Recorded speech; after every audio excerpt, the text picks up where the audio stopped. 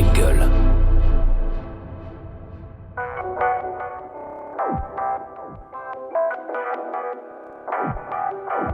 Oh shit, it's time for the featuring podcast, bro. Hey, c'est Driver, bienvenue sur le podcast featuring dans lequel je recevrai un invité spécial à chaque épisode. Rappeur, producteur, DJ, beatmaker, homme de l'ombre. Une vraie conversation d'1 heure remplie d'anecdotes comme tu les aimes. Et ça, je te le garantis. C'est clean. Featuring your favorite rapper's favorite podcast. Bienvenue dans Featuring parce qu'on est toujours en featuring avec quelqu'un et aujourd'hui nous sommes en featuring avec l'un des plus célèbres réalisateurs de clips, de vidéos et plus dans le milieu du rap et pas que, mais je dis célèbre dans le milieu du rap parce qu'il a fait des grandes choses et je parle de monsieur Chris Macari. Comment vas-tu ? Ça va et toi, Driver ? Ça va, content de te recevoir ici. Moi, je suis content que vous me receviez. Super. On va discuter ici et voilà, on va revenir sur ton parcours. Et ici, le parcours commence au moment où tu découvres le hip-hop, le rap, peu importe, peut-être une autre discipline que le rap, mais voilà. À quel moment tu découvres cette musique ou ce mouvement ? Alors, je découvre le rap très tôt au collège. Parce que j'ai été adopté par un grand de mon collège. J'étais en 6e et lui, il m'a ramené une cassette de Ice Cube. Tu te rappelles quel album ? Death Certificate, je crois. Aïe. Quel album ? Ah, t'as commencé direct dans les grandes choses. Et en fait, même la pochette, elle m'avait marqué parce que c'était le pied qui sortait de l'Amérique, c'était l'oncle Sam. Voilà, avec la morgue, à la morgue et tout. Ça m'avait marqué. Et après, il m'a fait écouter ça. J'ai pris une claque. Après, Public Enemy, tout ça. Mais avant ça, en fait, à la télé, on avait quelques bribes, parce que moi, j'ai grandi en Martinique. Mais on avait c'est important de le dire. Quelques images de HIP, HOP.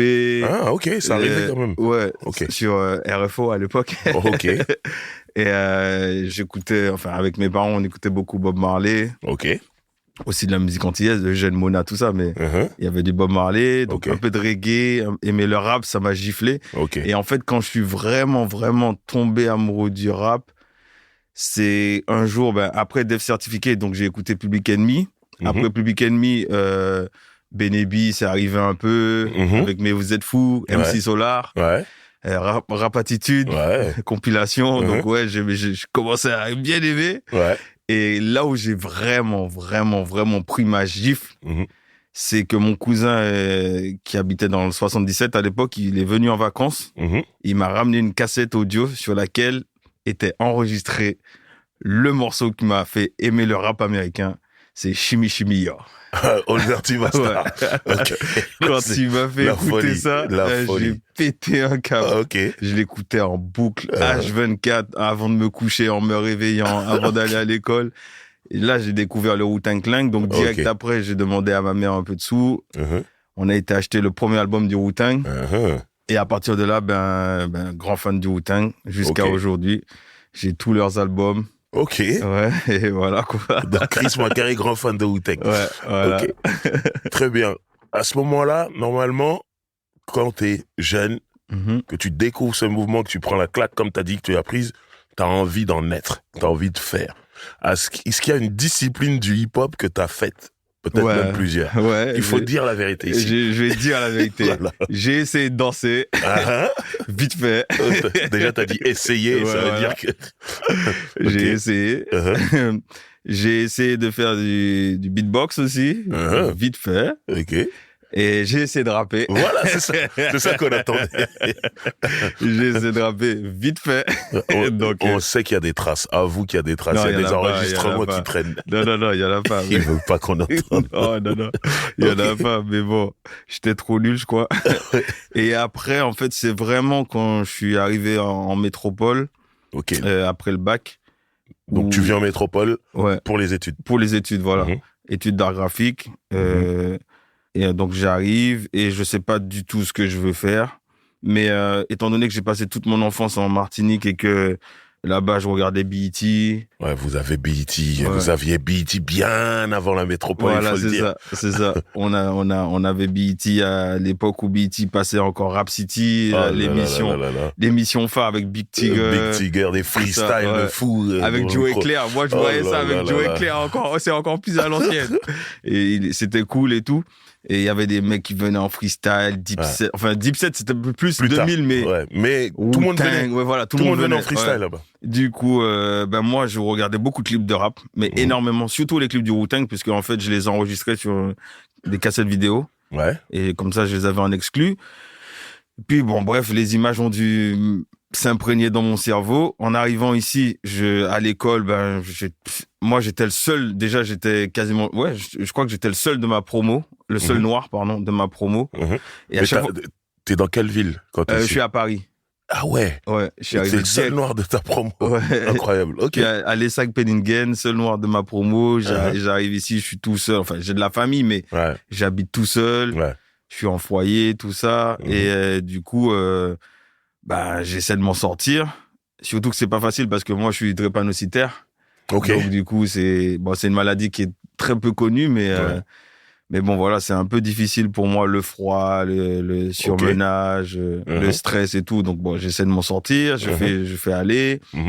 Mon directeur suit ce que je fais parce qu'il est impressionné par mes travaux. Parce qu'en fait, moi, on avait des contrôles continus. Ouais. Donc, du coup, on avait du dessin analytique, de la peinture, de l'architecture d'intérieur pour ceux qui avaient choisi cette option. Tu faisais de la peinture? Ouais. Moi, je peins à la base. Ah, t'es trop chaud. Je peins. Les tableaux, tout ça. Ouais. Incroyable. Et tu sais quoi, je vais t'envoyer. Tu vas passer sur mon site et j'ai repris des photos de Armen et d'autres photographes que j'ai fait en peinture. Ah ouais? Ouais, Method Man, tout ça. Ouais. Ouais, je vais te montrer. Memphis Bleak. Je vais te montrer. Incroyable. Ok. Et du coup, voilà. Et puis, donc, on continue. Voilà. Et en continuant mes études, un jour, je crois que c'est ma 2e ou 3e année. On a un cours de PAO-CAO, donc infographie et compagnie, et on nous apprend à utiliser After Effects, le logiciel After Effects, qui n'est pas un logiciel de montage à la base, c'est plus un logiciel d'effets spéciaux. Et je sais pas pourquoi, je me dis, tiens, je vais essayer de monter. Je vais essayer de... Avec ce logiciel-là. Avec ce logiciel. Qui n'est pas un logiciel de montage à la base. Exactement, ouais. Okay. Tu peux monter dessus, mais c'est pas fait pour ça. C'est pas fait pour ça. Voilà. Okay. Donc, je commence à faire des petits clips. Comme je suis fan de NBA, donc je récupère des images. Franchement, je pense que j'étais un des premiers pirates sur Internet. Je volais des vidéos sur YouTube et compagnie. Et je montais mes trucs et tout. Et mes potes, ils me disaient, ah, c'est pas mal et tout, ce que tu fais et tout. Je faisais même des fausses pubs pour Sony, tout ça. Donc, je m'amusais, tu vois.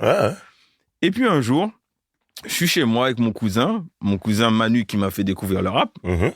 Et enfin, qui m'a fait découvrir le Wu-Tang, pardon. Ouais. Et du coup, il y a un clip de Nas qui passe à la télé. Ok. Et je regarde le clip. Déjà, Nas, à l'époque, c'est l'époque où c'est Hitter, tout ça. Fuck Jay-Z, tu vois. C'est voilà. Stylmatique. Voilà, exactement. Okay. Après ça, il revient avec son album suivant, Godson. Et il y a un clip. Moi, en fait, je regarde pas encore la télé, mais j'entends. Ouais. J'entends, ce morceau incroyable. Je me dis, waouh, c'est quoi ça? Je me tourne. Je vois Made You Look. J'ai dit non. Et en fait, ce qui m'a choqué, ce sont les couleurs, le rythme du clip et je sais pas, l'attitude de Nas en fait. Et j'ai kiffé. Mais t'es revenu très hip-hop, au bas du hip-hop. J'ai kiffé le clip. Mais quand je te dis j'ai kiffé le clip, ça m'a donné une gifle. Et à partir de là, je me suis dit, je veux faire comme eux.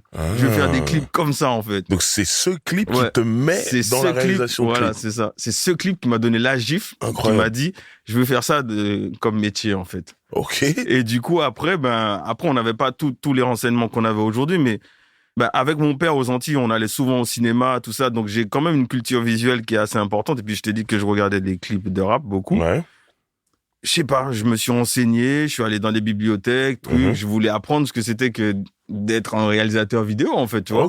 Apprendre le montage par moi-même, tout ça. Et puis, voilà. Le premier mouvement que tu fais pour aller vers ce métier de réalisateur, à ce moment-là, c'est quoi? Tu vas chercher une caméra, tu vas chercher un réalisateur pour parler avec lui. C'est quoi le premier mouvement que tu fais? La chance que j'ai eue, parce que j'ai eu beaucoup de chance depuis toutes ces années, et je vais pas te mentir, ça s'est enchaîné comme ça. Alors, Made You Look, c'est 2002. Ensuite, 2003, je décide de faire une thèse audiovisuelle pour mon diplôme. Donc, je fais un court-métrage où je relate mon parcours d'expatrié, entre guillemets, en métropole. Mais du coup, tu le réalises, le court-métrage. Je le réalise. Ok. Donc, du coup, je dessine, parce que comme je dessine et que je peins, je dessine, et en même temps, je mélange avec des vidéos que j'ai captées avec une mini DV que mon père m'avait offerte peut-être quelques mois plus tôt, en fait, tu vois. Ok. Mon père m'a offert une petite mini DV, caméra à cassette et tout, et je filmais et tout, je m'amusais. Et en fait, quand j'ai fait ce court-métrage, donc j'ai été diplômé grâce à ça, je me suis dit, franchement, de Medjougou à ça va quand même, ça va. Ok. Et la chance que j'ai eue, donc parce que j'ai eu vraiment beaucoup de chance, c'est que RFO, France O, ex-France O, a initié un concours de jeunes vidéastes amateurs ou réalisateurs. Et le premier prix, c'était une caméra PD150. Et je me rends pas compte, c'est une grosse caméra à ce moment-là. C'était une petite caméra DV comme ça. Mais c'est mieux que ce que t'as. Ouais, c'était beaucoup mieux que ce que j'avais, tu vois. À l'époque, c'était quand même, pour un vidéaste amateur, c'était une bonne caméra. Ok, voilà, c'est ça que je voulais savoir. Du coup, donc je présente ma thèse au concours. Et un jour, je suis au bureau parce qu'en fait, j'avais fini mes études, donc j'étais employé dans un bureau qui d'ailleurs, on y reviendra plus tard, avec qui j'ai eu des déboires. Je suis là comme ça et je reçois un coup de fil d'une dame qui me dit Monsieur Macari, nous vous félicitons, vous avez gagné le premier prix du concours organisé par RFO et tout. Toi, t'es où à ce moment-là? Je suis à Paris. À Paris, Je suis à Paris. J'ai fini mes études, je suis à Paris, j'ai 23 ans. Ouais, j'ai 23, 24 ans, je sais plus. Et j'ai gagné le concours et je gagne une PD150. Incroyable. Voilà, donc je me dis...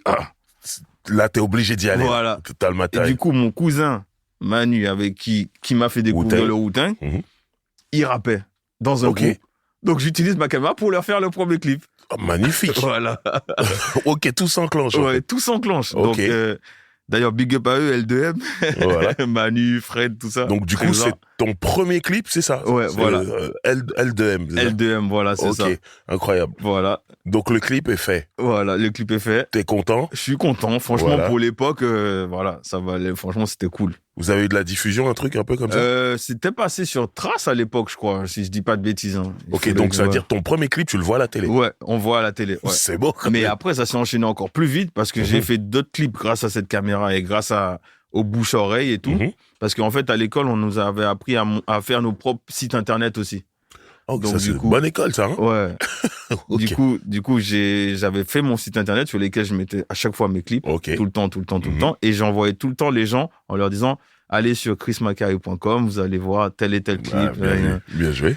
Et ça a marché parce que le producteur et ancien compagnon de Princess Lover me contacte pour travailler sur ses clips pour une compilation de Zouk qu'il a lancé. Donc, je fais ses clips.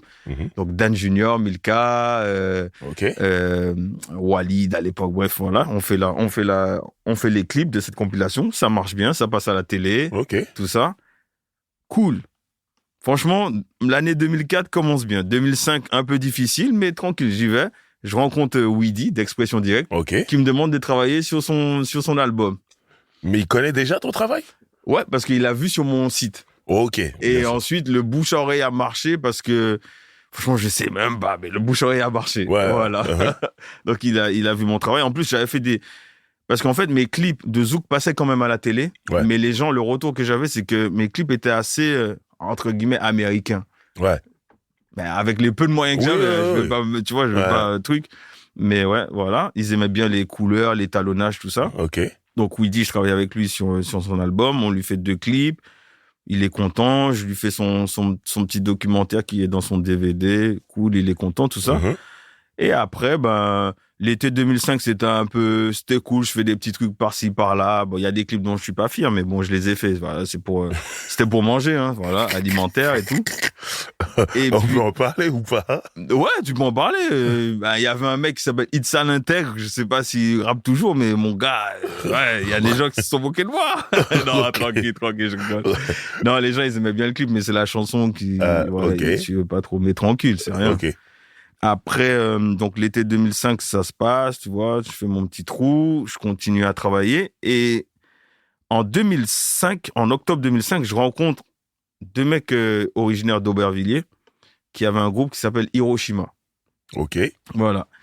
Et eux, donc, je leur fais court-métrage, clip, et puis on a des liens d'amitié, on tisse des liens, et on fait un petit chemin ensemble, tout ça. Et à un moment donné, ils me disent, tu sais quoi, nous, on connaît les mecs là de Tandem et tout, parce qu'ils voyaient que j'écoutais beaucoup de rap français, tu vois. Ouais. Moi, en plus, à cette époque, j'étais très lunatique, Tandem, nanani, ce nanana. rap-là. Voilà, ce rap-là, tu vois. Moi, j'ai toujours, franchement, c'est marrant à dire, mais même aujourd'hui, quand j'en parle avec mes parents et mes amis, j'ai toujours eu un attrait facile pour le rap de la rue ou un peu hardcore, tu vois. Donc, voilà. Donc, du coup, il me présente en début 2006, il me présente donc Mac Taylor et McGregor, excuse-moi. Ouais. Mac Taylor et McGregor, on va dans le studio de McGregor à Saint-Denis. Et du coup, je leur montre mes clips de Zouk que j'ai fait. Ouais. Et Socrate, je le vois, il regarde, il dit ah ouais, vraiment. Mais tu sais, il réfléchit dans sa tête, mais tu vois qu'il acquiesce un peu, tu vois. Mais il le montre pas, en fait. Mais Mac Taylor. Ouais, je le vois, tu vois, je le vois, tu vois. Et direct, Grégor, il me dit, ah ouais, pas mal, hein. Et Grégor, il me dit, t'es dispo tel et tel truc, vas-y, moi, je vais faire un clip avec Lino et Meutier. Et j'ai aussi un autre clip à faire tout seul qui s'appelle Cliché, si t'es chaud, on les enquille. Je dis, vas-y, pas de problème. Donc, du coup, le premier gars avec qui je travaille parmi eux, c'est Grégor. Ok. Grégor. Mais j'ai oublié un truc, c'est qu'en 2005, je t'ai dit que l'année 2005, c'était le truc, mais j'avais travaillé sur l'album du 113. Ok. J'avais fait Vitry Nocturne. Avec tous les rappeurs, là, tu vois. Je me souviens. J'avais fait Vitry Nocturne et j'avais déjà commencé à tisser des liens avec Mokobe, Rimka, tout ça, avec qui je vais travailler plus tard. Voilà. Et du coup, donc, j'enquille avec McGregor. Tailleur, il passe sur le tournage pour voir comment ça se passe. Il voit que le petit, il est organisé. Il dit, OK. Tailleur, il m'appelle après. Il me dit, t'as vu là, je vais faire mon album solo. J'ai signé chez Because. Je te propose un son. Franchement, je te mets pas la pression, mais je te mets la pression quand même. Parce que c'est un son avec Booba. J'ai dit, wow. Ah ouais, j'ai dit, OK. Et à l'époque, c'était le son Bah ouais. Tu vois? Donc, du coup, j'ai écrit mon synopsis, Socrate, il kiffe, tout ça. Et il me dit, non, au final, on a changé. Parce que moi, j'ai pas envie de trop prendre la force du frère. Je veux lancer mon truc tout seul. Il me dit, tiens, je te donne un son. Non, il me dit, passe au studio, je te fais écouter un son. Et truc. Je vais au studio et j'écoute son morceau. Et je me dis, mais il est fou, lui. Il croit que ça va marcher, ça, en France. J'ai dit, mais je me dis, mais c'est bien parce que au moins, même s'il est fou, mais il a son truc. Il prend le risque. Il a son truc. En plus, à l'époque, moi, j'étais très Young Jeezy, Nanani, Gucci Mane, donc tu comprenais cette musique. Donc, je comprenais ce qu'il voulait. Il me dit, t'as vu, c'est très dirty surf, parce qu'à l'époque, on appelait ça dirty surf. C'est très dirty surf, donc est-ce que t'es chaud pour faire un clip comme ça? J'ai dit, mais mon gars, vas-y, viens, on y va. Et c'est là qu'on a fait 9-3, tu peux pas tester. Et c'est ce clip qui m'a propulsé. Et donc, t'es allé tourner au Cameroun, Voilà, c'est ça. On a fait Aubervilliers et Cameroun. Ouais. C'est fou. Le clip, c'est une réussite. Et finalement, le morceau, il est resté. C'est un classique du rap français. Exactement. C'est dingue. Et surtout qu'au début, Socrate, comme il est Socrate, quand il est passé à la dernière session de montage chez moi, parce que je travaillais chez moi, mon petit bureau, tout ça, aucune émotion, le mec. Ok. Tu sais pas s'il est content, il est pas content. Aucune émotion. Je le vois, je le regarde, je dis, t'es comment ça va? Tu veux faire des changements? Il me dit, non, tranquille. Ouais, cool. Ça peut être déroutant. Tu sais pas si moi, je me dis, t'es bon, t'es pas bon. Surtout que là, à cette époque, tu sais, moi, j'ai commencé à caler les images sur le beat. C'était très cut, très ceci, très cela. C'était très comme les clips américains, quoi, tu vois. Et au final, c'est sorti et traîner de poudre, mon gars. Après, les gens, ils m'ont appelé. C'est vraiment ce clip qui te fait. C'est vraiment 9-3, tu peux pas que t'as plein de demandes derrière et tout. En fait, j'ai fait 9-3. En fait, avec Grégor, j'avais déjà fait Émeutier et Cliché. J'avais déjà mis un petit peu ma touche. Ensuite, j'avais tourné un clip pour Despo Routi, Trafic de Stéréotypes, mais qui n'était pas sorti. Parce que Despo, il attendait un deal ou je sais pas quoi. Et en fait, on l'a sorti, Trafic de Stéréotypes, après 9-3, tu peux pas tester. Et je me souviens qu'à l'époque, quand j'avais sorti 9-3, tu peux pas tester et Trafic de Stéréotypes, c'était l'avènement des premiers commentaires. Les gens disaient, waouh, vas-y, les images, elles passent trop vite, et nanani, nanana, c'est trop saccadé. Ils étaient pas habitués. Et du coup, je sais pas, à force d'en faire comme ça, les gens se sont habitués, puis au final... T'es devenu la norme. Enfin. Voilà. Ok, Voilà. Super. Mais par exemple, 9-3, tu peux pas tester. Ouais. On t'envoie au Cameroun, on t'envoie avec du gros matériel, j'imagine. Ouais. Parce qu'à ce moment-là, toi, t'as quoi? T'as ta caméra que t'as gagnée à ton concours RFO? Alors, ce qui s'est passé, c'est Comment tu gères, en fait? Voilà. C'est ça que je veux savoir. Ce qui s'est passé, c'est que très vite, quand je suis tombé dans les clips, surtout quand j'ai fait tous mes clips de Zouk, là, avec Section Zouk, le copain de Princess Lover, tout ça, Greg, qui s'appelle Greg d'ailleurs, j'ai commencé à produire mes clips tout seul. Donc, alors, explique bien pour ceux qui comprennent pas le jargon. Voilà. Quand tu dis produire tes clips, c'est quoi la différence avec un producteur de clips, c'est quelqu'un à qui on donne un budget et il gère le budget. C'est-à-dire qu'il loue le matériel, donc, lumière, caméra, il fait appel il paye des figurants, il paye un catering, tout ça en fait. C'est ça. Produire un clip, c'est gérer le financier qui va permettre de... C'est ça. Voilà. Et qu'habituellement, c'est la maison de disque ou le label qui fait ça. Exactement. Et là, à partir de ce moment-là où tu dis que tu produis, ça veut dire qu'on te donne l'argent. Voilà, on me donne l'argent tu gères tout. Et je gère tout. Voilà, c'est ça. Et du coup, avec Tailleur, ils m'ont demandé si j'étais en contact avec une boîte de prod. J'ai dit non. J'ai dit je suis ma propre boîte de prod. À l'époque, ça s'appelait Tienbered. Tienbered qui en créole veut dire tiens bon, garde la pêche, tout ça. Pas molly. Pas molly, voilà. Et du coup, Tienbered Production, c'était moi et je faisais mes clips, je produisais mes clips et je réalisais. T'étais officiel, monté en société, tout ça. Voilà, c'est ça. Ouais. Ouais. Donc très tôt en vrai. Ouais, très tôt, très tôt. Et du coup. D'ailleurs, tu peux voir sur quasiment tous mes premiers clips, c'est écrit Tienbered. C'est ok, je vois, mais moi je me disais, c'est peut-être juste un nom. Non, là, non, tu non, me confirmes que t'avais une société. Ouais, j'avais une société, ouais. Et du coup, voilà, j'ai produit 9-3, tu peux pas tester. Donc, Because m'a donné un budget.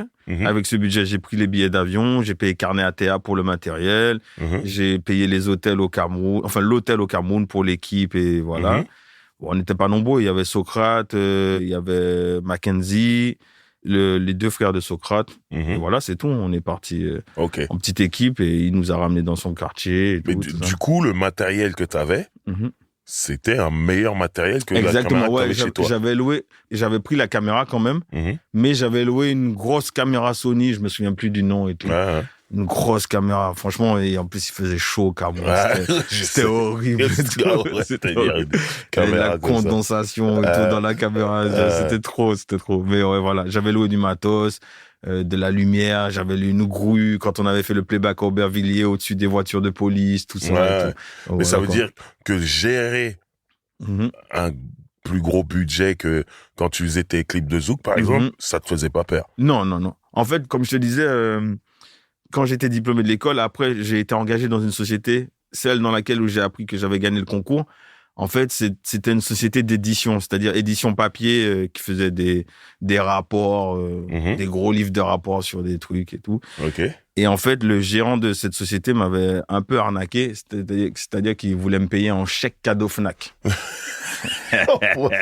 Et du coup, un jour, ce qui s'est passé, c'est que je lui ai dit... je vais parler couillement, en fait. Je lui ai dit d'aller se faire enculer, en fait. Et que s'il me paye pas tout de suite, je vais au prud'homme, en fait. Parce qu'en fait, il m'a pas fait de signer de contrat. Il me fait travailler. En plus, je faisais des montages vidéo pour des, en fait, je faisais des vidéos institutionnelles pour lui, pour Géodis, BNP Paribas, et j'étais pas payé. Au bout de 3 mois, je touche rien. Je lui dis, mes parents, ils me demandent, bon, alors, c'est comment? T'as payé ton loyer, nanani. Donc, du coup, au bout d'un moment, je suis allé le voir. Et voilà, je lui ai demandé de me payer. Bon, ils ont un peu, et au début, ils ont hésité. Donc, après, j'ai mis la menace des prud'hommes. Et puis là, ils m'ont donné mon chèque de 5 200 €, avec lesquels j'ai acheté, je m'étais acheté quoi? Je m'étais acheté un peu de matos. J'avais déjà payé mes loyers de retard. Et je m'étais acheté un peu de matos, des lumières, je crois. Et ensuite, j'ai gagné la caméra. Et puis, après, voilà. C'était bon. C'est parti tout ça. Ah oui, voilà. Grâce à cet argent, j'ai créé ma société. Voilà, c'est ça. Très bien. J'ai mis dans le capital. Voilà. Donc là, à partir de ce moment-là, tu reçois beaucoup de demandes. Oui. C'est exclusivement dans le rap? À 90% oui, à 10% j'avais encore des clips de Zouk et des petits trucs à côté. Ouais. Ok. Ouais. L'appel que tu reçois qui t'étonne le plus à ce moment-là? Déjà, Socrate, ça m'avait étonné. Ensuite, Princess Lover, elle m'a contacté pour faire Mon Soleil, nouvelle version. Ouais. Version plus ensoleillée. Et là, faut faire attention parce que ça, c'est un classique à la base déjà dans le Zouk. Et là, tu dois faire la nouvelle version. Ça, faut pas se louper. Voilà. Mais moi, j'avais la pression parce qu'en plus, Nicole, c'est ma pote. En plus, voilà, on la salue d'ailleurs. Voilà. Donc, du coup, j'avais la pression et franchement, le résultat, elle était super contente. Le clip, il est passé tout l'été 2007 à la télé. J'étais trop content. Et voilà, quoi, tu vois. Ok. Voilà. Et après, les appels qui m'ont étonné, après, franchement, il y en a eu plein. Parce qu'à chaque fois que j'avançais, j'avais un nouvel appel. Et tu vois, Rimka pour L'Espoir des Favelas. Ouais. On a fait le tour de la France pour un clip de 5-6 minutes. Ok. Qui avait marqué les esprits à l'époque. Et en plus, à l'époque, je sais pas si les enfants se souviennent, mais c'était l'époque des Bouscador. Celui qui arrivait à faire 100 000 vues avait son en un week-end, tu vois. Et donc, du coup, c'était le concours. Et Rimka, je me souviens, il me disait, il faut qu'on ait un Bouscador, mon gars. Et du coup, on a fait ça. Après, j'ai enchaîné avec Parloir Fantôme, avec Sefio et Rimka. En fait, j'ai enchaîné plein de gros clips jusqu'en 2008. On va dire 5. Il y a 5 appels qui m'ont vraiment étonné, mais fait chaud au cœur. Premier, c'est Nesbill. Parce que toujours en contact avec mon cousin Manu, qui vient du 77, lui, il était à fond rap français.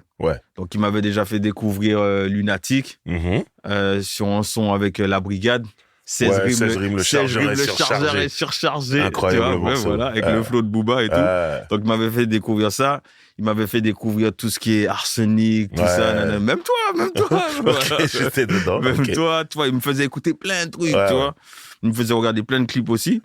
Et du coup, Nesbill, il m'appelle. Et mon cousin, il est un peu comme moi, tu vois. On aime bien le rap de rue, en fait, tu vois.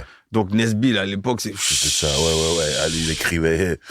Nesbill, sa plume, elle était féroce. Et toujours, d'ailleurs, pour ceux qui ont quitté le dernier album. Magnifique. Donc, Nesbill, il m'appelle pour faire Roi sans couronne. Voilà. Donc, on fait Roi sans couronne. Et quand j'écoute le son, moi, je sors toujours de mon ambiance un peu new-yorkaise. Et puis Nesbill, tu vois, baggy, chaîne et tout. Donc, je me dis, vas-y, je vais lui faire un clip à la New York. Donc, on tourne à Noisy-le-Grand. Parce que lui, il vient de Champigny. Donc, on tourne à Noisy-le-Grand. Ensuite, on va en face dans sa cité. C'est Champigny ou Villiers? Non, Villiers. Ouais, Villiers. Excuse-moi, Nelby. Tu viens de Villiers, excuse-moi. Du coup, on tourne à Noisy, et ensuite on va à Villiers. Et on tourne dans son quartier, clip en noir et blanc. Il a kiffé, ambiance un peu ténébreuse et tout. Il me rappelle ensuite pour faire On aime ça, un clip un peu plus solaire, tout ça, un peu plus ambiance été. Un barbecue, tout ça. Exactement. Et après, il m'appelle à l'été 2008 pour un clip qui va marquer la France. Le loup dans la bergerie. Il faut que tu me racontes ce tournage. T'es obligé de nous raconter ce tournage. Le loup dans la bergerie, mon gars. Ça, c'était un clip de ouf. Moi, j'ai kiffé. Alors, le tournage, il se passe comment? Donc, déjà, Nesbill et moi, on a tissé des liens d'amitié, de collaborateurs, tu vois. Et du coup, on parle beaucoup. Donc, il me fait écouter les sons qu'il aime bien. Il me parle des ambiances visuelles qu'il aime bien. Et il me dit, écoute, t'as vu le son? Il y a de la cornemuse, il y a ceci, il y a cela. Je parle de loup, nanana. Qu'est-ce que tu vois? Je dis, franchement, moi, je vois peut-être ton frère ou un pote à toi qui joue de la cornemuse. Il me dit, non, encore mieux. On va mettre un mec qui a une tête d'écossais, qui a un kilt et qui joue de la cornemuse. J'ai dit, vas-y, on met ça de côté. J'ai dit, vas-y. Ensuite, je lui dis, le loup dans la bergerie, t'as vu? Faut mettre des loups, mec. Moi, c'est ça, c'est là, je veux dire. Faut mettre des loups. Du coup, on contacte une dame, une animalière et tout, une professionnelle. Et elle arrive avec 2 loups. Il y en a un qui est plus jeune et l'autre qui est adulte. Mais ils sont un peu chétifs parce qu'en fait, c'est des chiens loups. De toute façon, les loups, ce sont des chiens, mais c'est des chiens loups. Mais le truc qui m'a marqué, c'est que tous les mecs du quartier, on leur a dit, pour cette scène, on met juste les voitures, Nesbill avec son chien loup et personne autour de lui. Et les mecs, donc ça veut dire que nous, on était au milieu de la pelouse devant la cité. Et les mecs, ils étaient peut-être, je dis, 50 mètres, 100 mètres plus loin, tu vois. Mais ils nous ont tous dit que les pitbulls qui étaient avec eux rampaient parce qu'ils sentaient les loups, en fait. Ils avaient peur. C'est un truc de ouf. Et du coup, moi, je me suis dit, ah ouais, quand même. Mais c'est vrai que l'animal en lui-même, il est un peu, tu vois. Ah, moi, ça m'a fait paniquer, hein. J'ai dit, j'étais pas là, le genre du tournage. Il est un peu spécial, cet animal. Mais bon, c'est un chien loup. Ça s'est bien passé, il n'y a pas eu de débordement. Nesbill, il s'est fait mordre vite fait en voulant lui donner une saucisse pour l'amadouer un peu. Il s'est fait mordre. Franchement, ça a été. Nesbill, pourquoi tu joues à ça? Faut pas jouer avec ces animaux-là. Mais franchement, c'était cool. Ok. À l'époque, j'avais mis ma voiture au début du clip. Je m'étais fait plaisir, je m'étais acheté une petite Benz et tout, tu vois. T'as caché la plaque d'immatriculation. Ouais. Ça va. Voilà, et puis voilà, tu vois, mais tranquille, c'était cool. Franchement, c'est un de mes plus beaux tournages et dont je suis le plus fier. Parce que justement, celui-là, visuellement, je me suis inspiré de Made You Look. Ok. Pour faire ce clip. Un peu l'ambiance, un peu New York, tout ça. Ok. Et puis après, franchement, ça s'est enchaîné. Après ça, ce qui m'a le plus étonné, c'est que Kerry James, il m'a appelé. Ok. Voilà, donc on a fait le combat continue partout. Ok. En fait, Leila Si, elle a écrit le synopsis et moi, j'ai réalisé. Ok. Donc c'était une collaboration entre tous les deux. D'ailleurs, big up Leila. Et ensuite, Rof, il m'appelle. Ok. C'est même pas Rof qui m'appelle. Enfin, si, c'est lui qui m'a appelé, mais c'est... Oh là là, j'ai oublié son nom. C'est un mec qui travaillait dans un label avec lui. Oh, j'ai oublié son nom, désolé. Vincent de Marpe. Non. Non. Oh là là, il faisait des clips aussi. Oh, il faisait des clips. Ah, j'ai oublié son nom. Ah, dommage, bref. Ok. Et donc, du coup, l'équipe, c'est hostile, hein, je crois, à l'époque. Ouais. Ils m'appellent et tout, donc je vais en rendez-vous avec eux. Et ils me disent, ben là, Ousni, il a vu ce que tu fais. Il a kiffé Roi sans couronne que tu as fait pour Nesbill. Quand il a vu le clip, il a dit, moi, je veux ce réalisateur-là. Donc déjà, quand on m'a dit ça, je me suis dit, ça fait plaisir. Quand même. Et du coup, ils me disent, ben, tu vas partir en Jamaïque avec lui, tourner un clip avec Junior Reid. J'ai dit, ah ouais. C'est beau. J'ai dit, ah ouais. Et déjà, moi, grandi en Martinique, les Junior Reid, Buju Banton, ça, je les connais, tu vois. Donc, c'est important, même. Tu vois, déjà, de me dire ça, j'étais choqué. J'ai dit, ah ouais, je vais voir Junior Reid. Donc, voilà. Donc, on arrive. Escale à Miami pendant 2-3 heures. Ensuite, bam, on va. En plus, je voyage tout seul. Hein. C'est-à-dire, pendant que je voyage, j'ai une grosse caméra avec moi et tout. La même que celle de 9 fois, tu peux pas tester. Et du coup, je me dis, quand je vais arriver en Jamaïque, faut que, parce que dans la tête du commun des mortels, la Jamaïque, c'est pistolet, c'est donc je me dis, ma caméra, faut que je la sécurise bien. J'arrive en Jamaïque, ça se passe bien, on nous met à l'hôtel, ensuite on nous ramène au quartier pour rencontrer Junior Reid. On arrive dans le quartier des Black Roses. Déjà, l'ambiance, elle est un peu spéciale. On arrive en journée, mais tu sens quand même que c'est pas ce que t'as connu déjà. Tu vois. Donc, on arrive dans le quartier des Black Roses. Et il y a un mec qui arrive dans un gros SUV vite teinté. Il baisse la vitre comme ça. Il parle au manager de Rof. Je vois une enveloppe qui passe. Tac, tac. Le mec, il part. Parce qu'il faut bien se faire sécuriser, tu vois. Le mec part. Et voilà, après, on nous dit, vous pouvez tourner, tranquille. Donc, on a tourné. Ah ouais, donc ça, c'était c'était l'accès au quartier. Voilà, c'est ça. Ce qui est normal. Oui. Voilà. Et du coup, on tourne. Ça se passe super bien. Junior Reid, il arrive après. Il fait son playback avec Rof devant le grand mur avec le logo des Black Roses, là. Ensuite, on fait le tour du quartier. On va dans une maison. Je crois que c'est la maison de Junior Reid ou son studio, je sais plus. Ouais, je crois que c'est son studio. On fait des playbacks là. Et ensuite, on revient au quartier de la nuit. Et c'est là où je me suis dit, la Jamaïque, c'est quand même un délire. Parce que là, on fait nos playbacks, tout, ça part en son système avec les flammes et tout ça. Et dès qu'on dit fin de tournage, t'as des mecs qui viennent de tous les côtés qui disent, hey, t'as vu, mon petit frère, il a pas mangé ce soir, t'as pas une pièce, t'as pas ceci. Mais c'est vraiment en masse. Et du coup, à ce moment-là, j'ai dit, vas-y, viens. Faut se barrer. On barre. Et du coup, on est parti. Mais franchement, ça s'est super bien passé. C'est inoubliable parce que, c'est ma première fois en Jamaïque et une ambiance comme ça, il faut la vivre, quoi, tu vois. Moi, quand tu me parles comme ça, j'ai l'impression que tes premières fois, elles vont toujours très loin, en fait. C'est-à-dire, tu fais un clip pour le groupe de ton cousin, ça se retrouve quand même à la télé. Ouais. C'est énorme. Quand Rof, il t'appelle, c'est pas le clip qu'on va tourner en bas de la cité. Exactement. C'est en Jamaïque avec Junior Reid, tout ça, machin. Et j'ai l'impression que tes premières fois, à chaque fois, tu t'en rends compte? Ouais. À chaque fois, ça m'a fait ce truc, tu vois. Même par la suite, quand je vais travailler avec celui qui m'a, on va y venir. Bien sûr. Donc, du coup, après Progress de Junior Reid et Rof, on enchaîne avec Rap Game. Ouais. De Rof. On tourne en studio et tout. Et après, on tourne dans la foulée Sévère et Paris. Ok. Du coup, les clips, ils sortent, tranquille, ça se passe. Et un jour, comme ça, je suis dans ma voiture et tout, avec ma copine. On est là, on discute. Et mon téléphone, il sonne. Donc, le téléphone, il sonne dans la voiture et tout. Et je réponds. Et il y a un mec qui me parle et tout. Mais au début, je ne reconnais pas sa voix. Et il me dit, ouais, salut, c'est Booba. Et moi, comme j'ai un pote qui s'appelle Stéphane, mais son surnom, c'est Booba. Ok. Je lui dis, arrête, Stéphane, c'est bon. Arrête de te moquer de moi. Qu'est-ce que tu veux? Il me dit, non, c'est Booba, c'est le rappeur et tout. J'ai dit, quoi? Il me dit, ouais, c'est le rappeur. Je t'appelle, je voulais savoir si t'as écouté mon album 09. J'ai dit, ouais, j'ai écouté. Il me dit, et ça va, c'est quoi le son que t'aimes bien et tout? J'ai dit, moi, mon son préféré, franchement, c'est Game Over. Il me dit, ah ouais, ça tombe bien, parce que je vais le clipper. Donc déjà, ça, c'est incroyable quand même. Voilà. Il y a je sais pas combien de morceaux dans l'album. Tu tombes pile poil sur le morceau qui veut clipper. Il me dit, ça tombe bien, je vais le clipper. Okay. J'ai dit, ok. J'ai dit, tu veux qu'on fasse comment? Il me dit, là, je suis à Miami. Si tu peux m'écrire un synopsis ou m'envoyer tes idées. Et puis après... je t'envoie mon numéro de téléphone, on échange. T'as BBM? Il me dit ça comme ça. T'as BBM? Ah ouais, c'est l'époque des Blackberry. Et je dis ouais, j'ai BBM, t'inquiète, mais j'avais pas de Blackberry. Oh merde. Du coup, je suis allé acheter un Blackberry, j'ai rentré un truc, tac.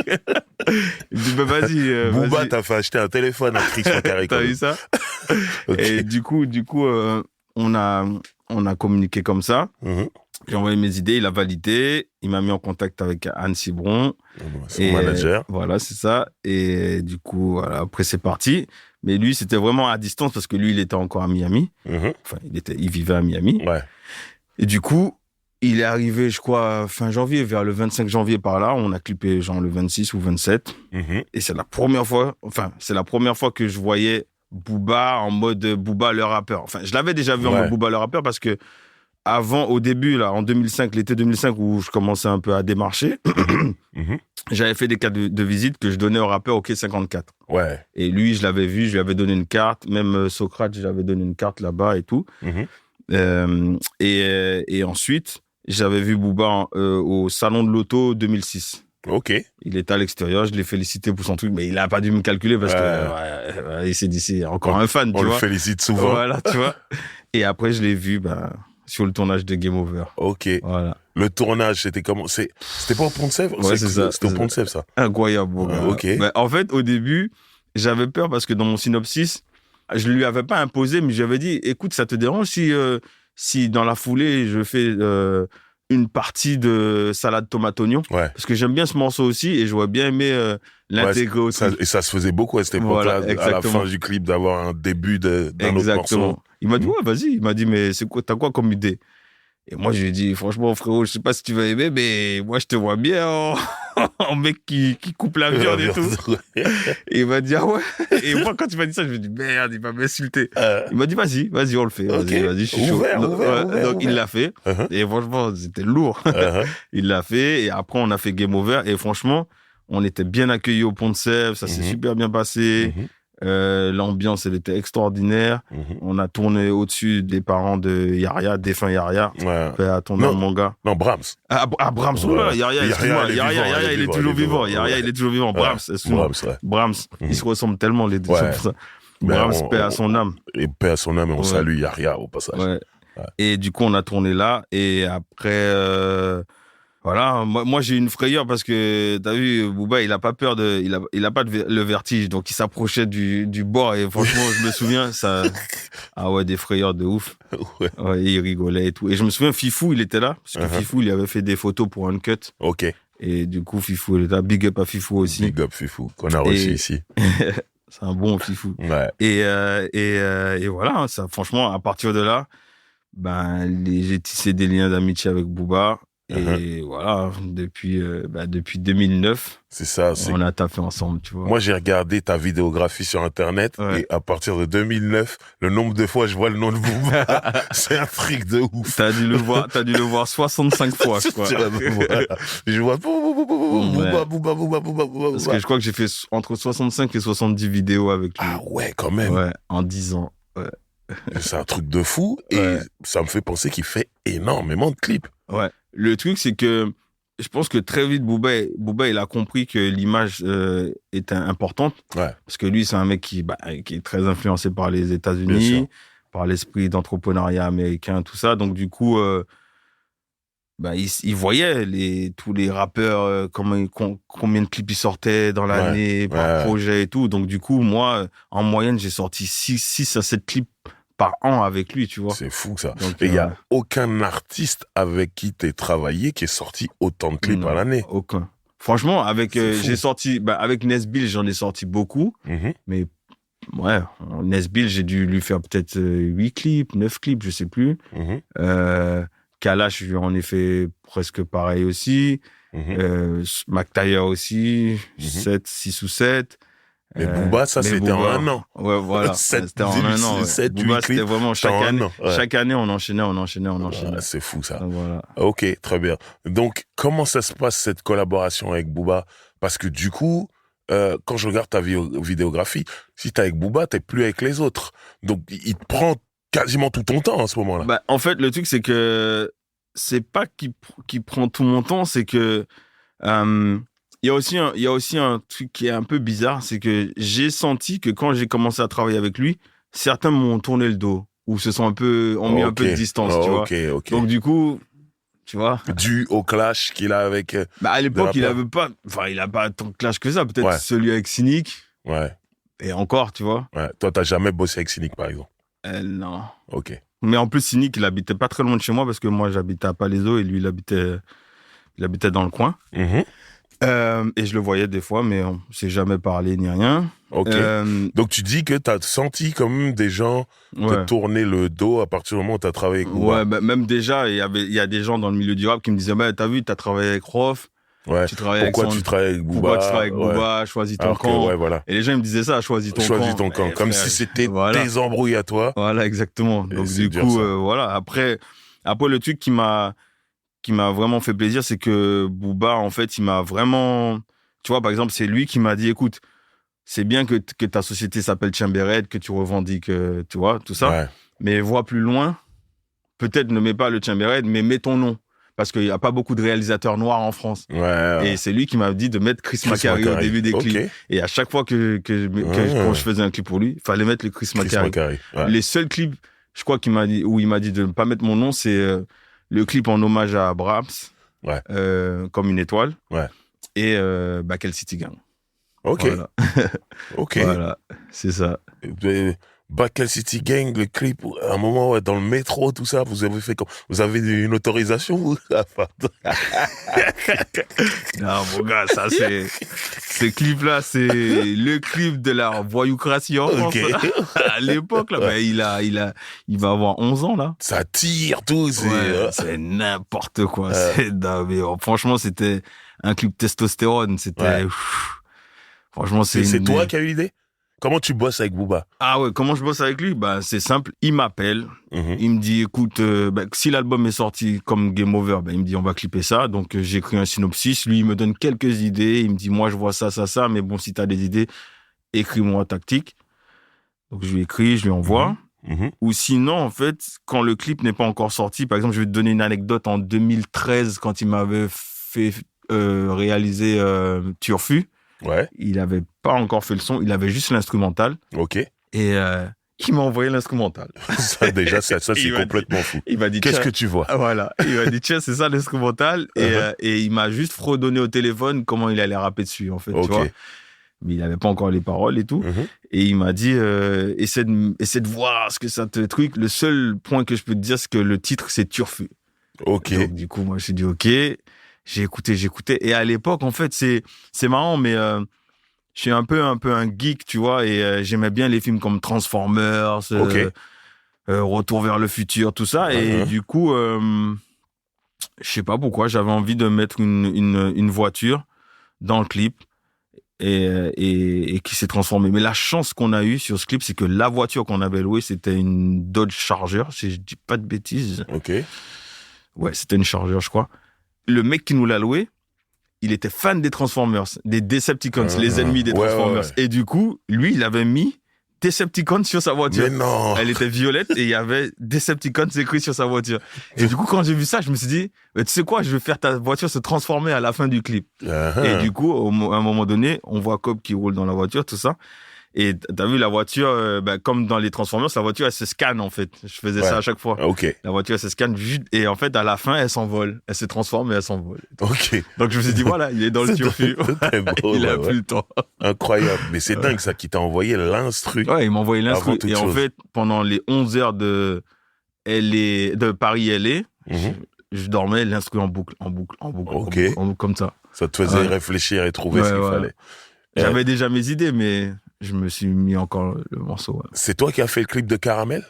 Ouais, en 2012. Il va avoir 10 ans, là, c'est là, en août. Ouais. Alors, je sais plus, j'ai vu une interview de Booba, je sais plus si c'est sur Caramel, mais il disait que il y a Amber Rose qui devait tourner dans le clip. Non, c'était illégal. C'est illégal. Ouais, c'est illégal, mais ça, c'est Nathalie Canguilhem, ça. C'est pas toi qui as fait ce clip? Non, en fait, à l'époque, je travaillais pas encore avec Booba. Moi, je suis arrivé après. Après cette période-là, ouais. Bon, c'est ok. Donc, t'as pas vu Amber Rose arriver? Non.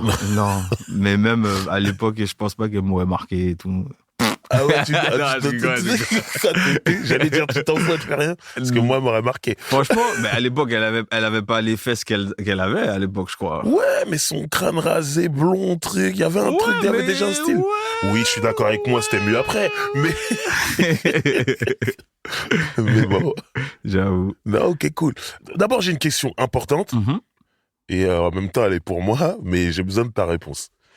Comment t'as vécu cette période où, sans citer vraiment la marque, il y a le 5D qui arrive, donc tu vois de quoi je parle, cet appareil photo qui filme aussi, et du coup, qui a déjà un grain à la base, un certain grain, et qui plaît la première fois que les rappeurs voient ça, c'est magnifique et tout, et du coup, tout le monde achète des 5D, et tous les clips commencent à se ressembler, tout le monde a le même grain. Mais en même temps, c'est un appareil photo, c'est moins cher qu'une grosse caméra et tout ça. Donc c'est plus pratique. Et il y a ça dans tout le rap français et les clips commencent à coûter moins cher. Comment t'as vécu ça? Est-ce que tu t'es dit, je vais m'adapter, je vais faire comme ça aussi? Comment t'as vécu cette période-là? Alors, comme tu viens de dire, je me suis adapté, mais surtout, la règle qu'on s'est donnée avec Booba, avec qui je travaillais beaucoup à l'époque, même avec d'autres, c'est que si t'as pas les moyens, mon gars, parce qu'à l'époque, les caméras RED, tout ça, ça coûtait un petit peu cher, quand même, tu vois. Ouais. À la journée, c'était des 1000 euros, alors que maintenant, c'est beaucoup moins, tu vois. Voire 10 fois moins. Mais ouais, à l'époque, c'était très cher. Et du coup, il y avait pas beaucoup d'artistes qui pouvaient se permettre de louer une caméra à 1000 euros la journée. Ouais. Voilà. Donc, du coup, en plus de ce qui allait s'ajouter au budget, tu vois. Donc, du coup, en fait, des fois, pour des clips comme, par exemple, quel clip j'ai tourné avec Booba au 5D? Tiens, on va prendre Génération Assassin. Bon, c'était beaucoup plus tard, mais un clip comme Génération Assassin, on est parti au Brésil.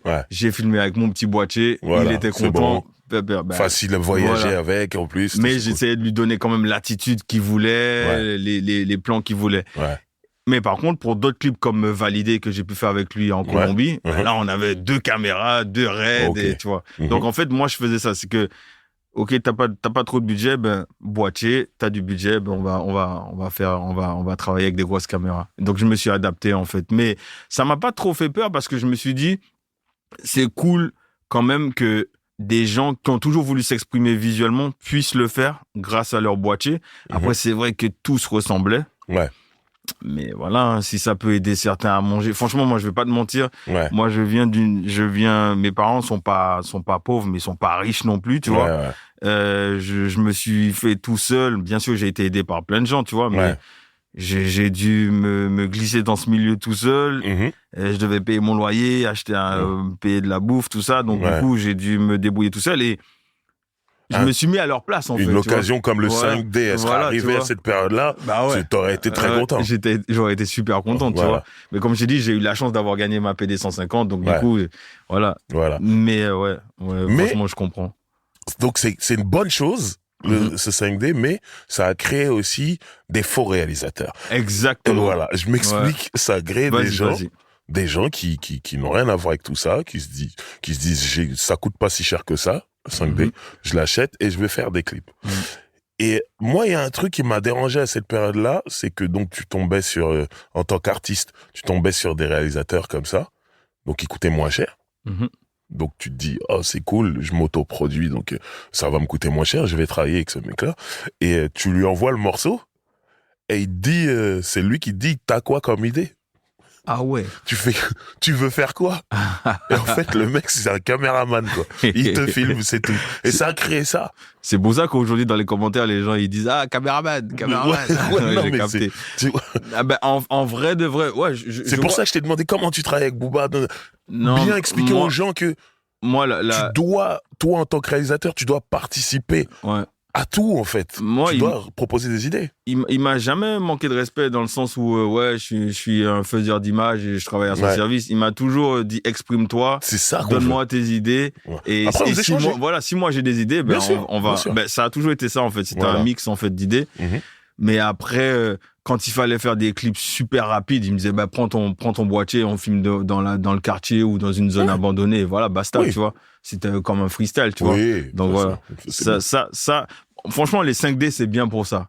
Après, c'est bien si t'as une équipe et que t'es organisé, que t'as des bonnes idées, puis que, voilà, t'as pas les moyens de louer une grosse caméra, tu utilises un 5D, y a pas de problème. Mais c'est vrai que ça a créé plein de mini-réalisateurs, plein de réalisateurs qui se sont proclamés réalisateurs, alors qu'en fait, c'est juste des faiseurs d'images, en fait, tu vois. C'est clair. Mais le truc, tu vois, par exemple, le 5D, ça m'a permis de faire Amnesia de Nesbill. Ok, déguisé en Joker. Ça m'a marqué. Dans un parking, tu vois. On l'a juste maquillé avec la maquilleuse de l'époque, Lamia. D'ailleurs, big up Lamia. Ça fait longtemps que je t'ai pas vu, donc big up à toi. Qui l'a maquillé en Joker. Super. Et il a fait son son. Ensuite, on a été dans le 94 filmé dans un grec où les mecs, ils mangeaient et tout. La salade. Lui, il fumait avec ses potes. Et franchement, le 5D, ça m'a permis de faire ça. Ça m'a permis de faire d'autres clips un peu plus faciles, tu vois. Mais même quand, tu vois, par exemple,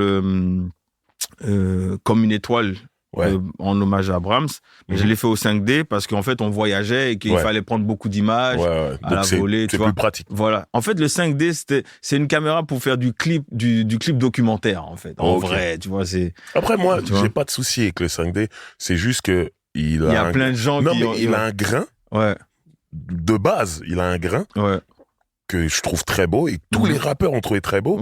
Mais au bout d'un moment, quand tout le monde laisse ce grain, tous les clips se ressemblent. Donc, ce qui est bien quand tu te filmes au 5D, c'est qu'après, tu rajoutes ta patte dans l'étalonnage. C'est vrai. Moi, c'est ça. Je suis d'accord avec toi. C'est ça, en fait, qui me manquait. Je suis d'accord avec toi. Mais c'est vrai période-là. C'est vrai que de plus en plus de jeunes se sont proclamés réalisateurs alors qu'ils n'avaient pas vraiment d'idée. Mais comme je te dis, c'est chacun veut s'en sortir. Et puis, c'est vrai que il y a plein de gens qui m'ont pas dit que j'ai dit, mais qui m'ont laissé entendre qu'ils m'ont vu travailler et qu'en fait, ils se sont dit, si lui, il a pu le faire, nous aussi, on peut le faire. Donc, du coup, vu que je proclame, je dis tout le temps que j'ai pas fait d'études de cinéma, tout ça, donc les gens, tu vois. Mais c'est important. Moi, je trouve que c'est bien. T'as motivé des gens, en vrai. C'est bien, mais après, il faut que les gens, ils travaillent vraiment. C'est vrai. C'est juste ça. Parce que moi, je vais pas te mentir, j'ai tapé mon gars des nuits blanches, des trucs. C'est ça, tu dois le dire. Et c'est bien que tu le dises. Je me suis tapé des nuits blanches, je me suis tapé même des problèmes de couple grâce à ça. À cause, pardon de ça. Je me suis tapé des problèmes de santé aussi, parce que le stress, le surmenage, tout ça. Même failli mourir 3 fois en hélico. Oh merde, comment ça? Par exemple, sur Une vie de Booba, on survolait un lac au Costa Rica, au-dessus, à côté du volcan Arenal. C'est un grand lac. Et en fait, l'hélico, il voit des oiseaux s'envoler et il essaie de les éviter. Et en fait, il remonte. Mais en remontant, ce fou, il s'est pas rendu compte qu'il y avait un câble électrique. Qu'il y avait un câble électrique qui passait. Et en fait, le câble électrique, il est resté coincé dans le rotor arrière. Et en fait, sur le coup, on a eu énormément de chance parce que s'il avait mal pris le rotor, tu vois, on aurait tourné et boum, dans le lac et fini, tu vois. Il y avait qui dans l'hélicoptère? Il y avait juste moi, le chef-op et le pilote. Ouais, le chef-op, moi et le pilote. Et du coup, ce qui s'est passé, c'est qu'en fait, en atterrissant, on a senti l'hélico s'arrêter en une fraction de seconde. Juste tac. Et après, il est reparti. Et en atterrissant, on a vu le truc plier et tout. On s'est dit, ah ouais. Ah ouais, quand même. Ah ouais, c'était chaud. C'est ton moment le plus dangereux sur un tournage? Non, j'ai eu une deuxième frayeur en hélico au Gabon, où là, un scotch s'est décollé des pales de l'hélice. Et en fait, apparemment, le pilote m'a expliqué, parce que c'était un pilote militaire, il m'a expliqué que des fois, pour équilibrer les pales des hélices, il rajoute des gros gaffeurs, des gros scotch. Ok. Pour les équilibrer. Et en fait, il y a un scotch qui s'est décollé en vol. Et donc, du coup, l'équilibre, c'était fini. Et nous, on était à 300 mètres au-dessus de l'eau et on descendait comme ça. Et franchement, il a réussi à rattraper. Il a réussi à rattraper. Après, on est rentré à la base. On est reparti. Et tu remonterais dans un hélicoptère avec tout ce que tu me racontes là? Franchement, je suis pas remonté dans un hélicoptère depuis. Quand même. Non, ça m'a vraiment fait peur et c'est spécial, Après, ma plus grosse frayeur, je dirais pas que c'est une frayeur, mais mon plus gros malaise sur un tournage, c'est quand on s'est fait agresser sur le clip de Glaive en 2019, mon équipe et moi, et voilà, c'était spécial, mais bon. Ouais. Voilà, c'est passé, j'ai fait toute ma psychanalyse, tout mon truc et tout, c'est bon. C'est bon, tu vas mieux et tout, il n'y a pas de souci. Voilà, ça va. Et plus de peur que de mal. Exactement. Bon, ça va. Et Dieu merci, tout le monde est en vie. Très bien. Voilà. Il y a un clip que je trouve très simple, mais qui pour moi est un de tes meilleurs clips quand même. Comme quoi, un beau clip, c'est pas obligatoirement plein d'artifices et tout ça. C'est Kazé apprend à terre. Ah non, c'est pas moi. C'est pas toi apprend à terre? Non. Oh merde. Non. Moi, j'adore je vais ce dire, clip. je savais que tu allais me parler de Kazé, mais je vais te dire, j'ai fait 2 clips pour Kazé qui pour moi font partie de mon top 10. C'est lequel? Chez moi. Oh, celui tourné aux Antilles. Voilà. Magnifique. Et Créature ratée. Ok, magnifique aussi. Voilà. Mais chez moi. Après à terre, alors, comment il s'appelle? C'est son pote. Il est lourd ce clip. Il est lourd. Il est super lourd. J'ai toujours cru que c'était toi. Non, c'est pas moi. Ok. Mais ce que j'allais dire, c'est Cho. Ok, ouais, qui fait des graphismes et tout aussi. Mais ce clip, il y a rien. Ouais. Mais les endroits sont trop bien choisis. Il est lourd. Et Kazé, charismatique et tout. Mais de toute façon, Cho et Kazé, c'est un bon duo. Ouais. Ah, ok. Ils sont chauds de ouf. Parle-moi alors big up à toi, Kazé. Bien sûr, on la salue. Parle-moi de Chez moi. Déjà, chez moi, c'est un coup de fil qui m'avait fait plaisir. C'était même pas un coup de fil, c'est le manager de Socrate à l'époque, c'était Maurice. Ouais. Maurice qui manageait aussi Kazé. Via Doing Damage. Et du coup, il m'a proposé de partir aux Antilles avec elle. Et en fait, moi, Kazé, j'avais écouté son album, enfin, c'est pas son premier album, qu'est-ce que je raconte? J'avais écouté son album avant de tourner ce clip et j'avais kiffé. Et donc, j'ai dit, quand Maurice, il m'a dit ça, j'ai dit, vas-y, banco, direct, on y va. Et on est parti, encore une fois, avec ma grosse caméra que j'avais louée. Et on est parti en Martinique. En plus, c'est chez toi. Ouais, on est parti en Martinique chez moi. Ouais. Et en fait, ce clip, Kazé, j'ai passé 2 jours avec elle. On a tourné chez sa grand-mère, qu'on voit dans l'intro du clip. On a tourné à Sainte-Anne avec elle et à la plage des Salines. Et ensuite, je crois qu'on a tourné à Montgérald aussi, en bas de chez sa grand-mère. Et ensuite, tout le reste du clip, c'est ma famille. Ah ouais. Et moi. Voilà. Okay. Dans le clip, on voit ma grand-mère, mon oncle, ma tante, le coiffeur chez qui j'allais quand j'étais petit, qui est un des meilleurs amis de mon père, Alex Martin.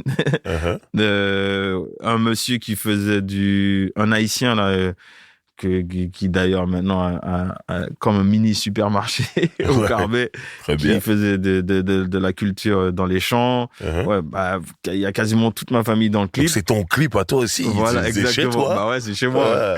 Et en plus le message il est trop fort dans le texte. Et après on a tourné à Blanc-Ménil chez sa famille. Ok. Voilà. Et c'est vrai qu'on soigne tout avec le rhum? Moi, je bois pas d'alcool, mais je pense que oui, ouais. Bah oui, déjà les plaies, tu peux soigner les plaies, et puis peut-être les chagrins d'amour pour certains, je sais pas. C'est une façon de voir les choses. Le clip, est-ce que tu as un clip préféré déjà? Ouh. De toute ta carrière? Je sais que c'est dur, ça. Ou au moins top 3, si vraiment c'est dur. En vrai de vrai, je me suis refait les débuts, là. Je me suis refait mes clips, là, il y a peut-être un mois. Mon clip préféré. Wow. Il y a un clip que j'aime particulièrement beaucoup, c'est Maria Maria de Kenji Girac. Parce que c'est un mini court-métrage. Ok. Mais ça, souvent, je dis que c'est un de mes clips préférés. Mais en vrai, si on devait choisir mon clip préféré avec le rappeur avec qui j'ai le plus travaillé, qui est Booba. Ouais. Parce qu'en vrai, c'est un artiste que j'aime énormément. Je vais dire... wow. Avec Booba, j'ai fait quoi, mon gars? J'en ai fait plein. Bah, déjà, il y a... Déjà, dans l'esthétique pure street et compagnie, c'est Bakel City Gang. Ouais. Inégalé. Tu vois. Ouais, je sais rythmique je sais que Kobalade, il a fait un clip il y a quelques années comme ça, un peu noir et blanc avec des trucs. Il y en a plein qui ont essayé de refaire ce truc-là, mais Bakel City Gang, c'est mon clip préféré en termes de clip street et compagnie. En clip un peu nature, évasion, mysticisme et tout, j'ai 2 clips de Booba, c'est Tony Sosa et Une vie. Ok. Ces 2 clips-là, c'est des clips que j'aime énormément, que je peux regarder en boucle, en fait. Ok. Ouais, j'aime beaucoup ces clips. Parce que, tu sais, il y a une esthétique un peu bizarre. Ok. Mais celui qui les surpasse et que j'ai oublié, parce qu'il y en a 3, c'est Friday, que j'ai tourné en 2017 avec lui, dans l'Utah. Et on a tourné près de la Death Valley. C'était pas vraiment la Death Valley, mais c'est à Castle Rock. Voilà, on a tourné à Castle Rock. C'est dans une, voilà, au Far West, quoi, tu vois. Ok. Et Booba, il est tout petit au milieu des grandes montagnes. C'est n'importe quoi. Franchement, quand t'es là-bas, tu te dis, en fait, on n'est rien. Rien du tout. T'es tout petit comme ça, t'as des montagnes immenses autour de toi. Voilà. Et sinon, à part ça, j'aime bien aussi, avec lui, valider, parce que, en fait, j'avais toujours rêvé de faire un pseudo court-métrage avec Booba. Et Validé, c'est comme un court-métrage, en fait. On a une vraie histoire, tout ça. Justement, Validé, quand il t'envoie le morceau, parce que le morceau, quand il sort, il est controversé. Dans le sens où quand le morceau sort, les gens détestent. Quand je dis les gens, je parle de ce qui se passe sur les réseaux sociaux. Les gens détestent et 2-3 semaines plus tard, ils adorent le morceau et ils trouvent que c'est magnifique. Moi, j'ai vécu le truc en soirée où tu le mettais, les gens étaient là, c'était gêné et 2 semaines plus tard, les gens crient ah, ils connaissaient toutes les paroles. Toi, quand tu reçois le morceau, tu sens que ça va être quelque chose d'important ou le contraire, où tu te dis ouais, c'est juste un morceau comme ça? Je sais plus trop, mais je pense Parce que c'est devenu un gros tube de Booba, finalement. Ouais, c'est devenu un gros tube. Mais je pense que comme lui, il était déjà dans la veine de faire des sons un peu comme ça, parce qu'avant ça, il avait sorti Killer, il avait sorti des sons un peu comme ça, tu vois. Et du coup, je me suis dit, c'est encore un son comme ça, mais puissance 10, en fait. Donc, du coup, faut essayer de... Moi, en fait, je me suis pas focalisé sur le son. Je me suis focalisé sur les paroles et sur ce que lui, il voulait faire ressortir du morceau, tu vois. Et en plus, dans ce que lui et Benache, quand ils parlaient, c'était très imagé. Donc, je me suis dit, bon, vas-y, on va faire un délire avec des narcotrafiquants. Tac, lui, il sort avec une fille. Booba, c'est son pote. Booba le met en garde, mais lui, il est amoureux, donc il voit pas truc. L'autre, elle le trompe avec un policier. Donc, tu vois, c'est... Ouais. Et c'est qui a l'idée d'aller en Colombie? Je dirais moi. Ok.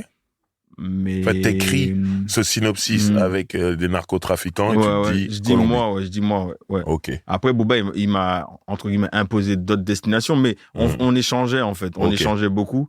Mais par exemple, pour Killer, quand on a tourné à Saint-Martin, l'idée, elle vient de moi. Parce qu'à la base, Killer... très beau ce clip. Merci beaucoup. J'en parlais avec un pote à moi qui me disait, mais pourquoi tu vas pas à Saint-Martin? En plus, il y a les avions qui atterrissent à côté de la plage. La plage, tu les vois. Tu peux faire un plan là. Et quand il m'a dit ça, je me dis, ah ouais, si je me mets en contre-plongée et que l'avion est un peu au-dessus de COP, ça va faire un délire et tout. Et en fait, on est parti à Saint-Martin pour ça, en fait. Et au final, voilà. Au Costa Rica, c'est parce qu'on cherchait la nature et tout ça. Et puis moi, comme je suis un fan de nature, donc Google Direct, Google Maps et tout, j'ai vu plein de trucs. Costa Rica, je lui ai proposé, il a kiffé. Colombie pour valider, ça c'est moi, je suis sûr à 100%. Après les autres clips, Miami, Utah, tout ça c'est lui, tu vois. Ouais. Tu vois. Ton plus beau voyage dans tout ça, et je parle pas que de Booba, de toute ta carrière de réalisateur, ton plus beau voyage. Plus beau voyage, je dirais Costa Rica. Parce que c'est un pays que j'aime énormément. Parce que en fait, ça m'a fait penser à la Martinique, mais en gigantesque, en fait. Les plantes plus grandes, les décors étendus beaucoup plus grands. C'est très nature, en fait, le Costa Rica. Donc, voilà, c'est un pays que j'ai beaucoup aimé. Mais je pense que si, un jour, je dois finir mes vieux jours dans une partie du monde, ce sera en Colombie, parce que j'aime beaucoup ce pays. Je confirme, ce pays magnifique. Vraiment. La Colombie, je te comprends. Le clip dans lequel tu as le plus rigolé. Ça, déjà, le ça veut dire que tu rigoles tout le temps. Ouais, on s'amuse bien sur mes tournages. Le clip où j'ai le plus rigolé, je sais pas, franchement, il y a des fous. Tout le temps, par exemple, il y a un making-of que j'avais lâché là, il y a quelques temps, sur un clip qu'on avait fait avec Booba, c'était Ma couleur. On était en studio. Et à un moment donné, en fait, lui, il me taille et tout. Parce qu'en fait, l'équipe technique est en train de préparer la lumière.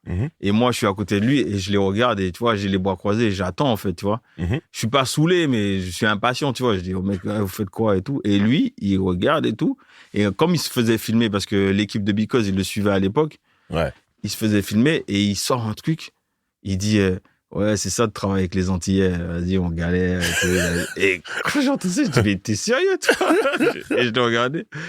J'ai dit, OK. Et en fait, le mec qui filmait pour Biko, je suis allé devant lui et j'ai tapé un zouk, tu vois, parce que Ma couleur, c'est un peu, tu vois, l'inscrit, un peu zouk, tu vois. Donc j'ai tapé un zouk, tac, tac. Et puis je chantais, de ma couleur. Tu vois, je chantais et ça a fait rire tout le monde.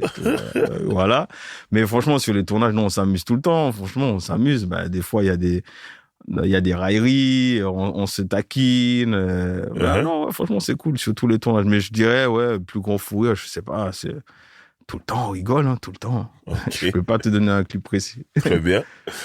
Quand j'ai regardé ta vidéographie, il y a un truc qui m'a sauté aux yeux. Clara Morgan. Ouais. Raconte-moi tout, explique-moi tout. Comment tu te retrouves à travailler avec Clara Morgan? Alors ça, c'était l'année 2005. C'est... alors 2004, 2004, je gagne ma PD 150. Je fais mes clips avec Greg Storm, l'ex de Princess Lover.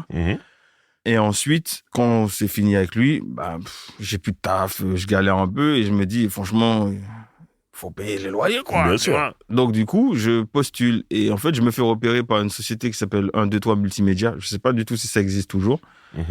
Et en fait, eux, ils me proposent de venir faire du montage vidéo chez eux et de réaliser une sorte de mini-docu sur Clara Morgan où je la suis 3 fois par semaine et les 2 jours qui restent, je dois faire un montage parce que je dois livrer des épisodes pour une émission qui va passer sur W9 ou Direct 8, je sais plus, bref, à l'époque, quelle chaîne.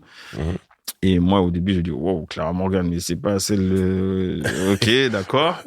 Ils me disent, ouais. Ils me disent, mais bon, des fois, tu risques de l'avoir un peu dénudée, mais t'inquiète, c'est pas ce que tu penses. J'ai dit, OK, vas-y, c'est pour taffer, voilà. Voilà, j'ai pas vendu mon âme au diable. Voilà, tranquille, ça va. Il y a pire comme situation. Mais j'avoue, j'ai pu la voir des fois dans des petites tenues, c'était pas mal. C'est ça, c'est ce que j'allais dire, c'est pas...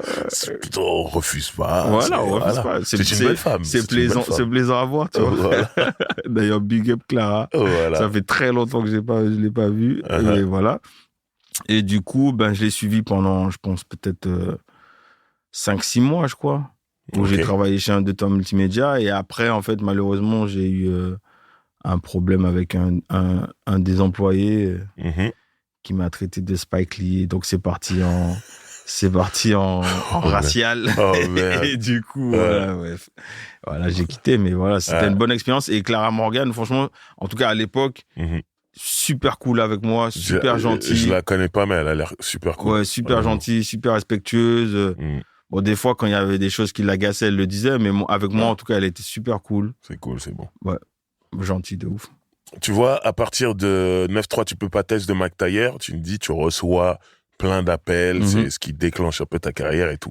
Il n'y a pas de souci. Mais toi, est-ce que pendant toute cette période-là, tu as démarché des artistes avec qui tu voulais travailler, toi? Non. Ah ouais, t'as pas eu besoin? Non, ouais. C'est ça. En fait, la chance que j'ai eue, c'est que, comme je te dis, j'ai eu beaucoup de chance. Et en fait, c'est les artistes qui venaient à moi. Et les artistes avec qui tu voulais travailler venaient à toi, en fait. Pour avoir la touche un peu Chris Macari, tu vois. Ah, voilà. Et en fait, ce qui était étonnant, c'est que les gens qui...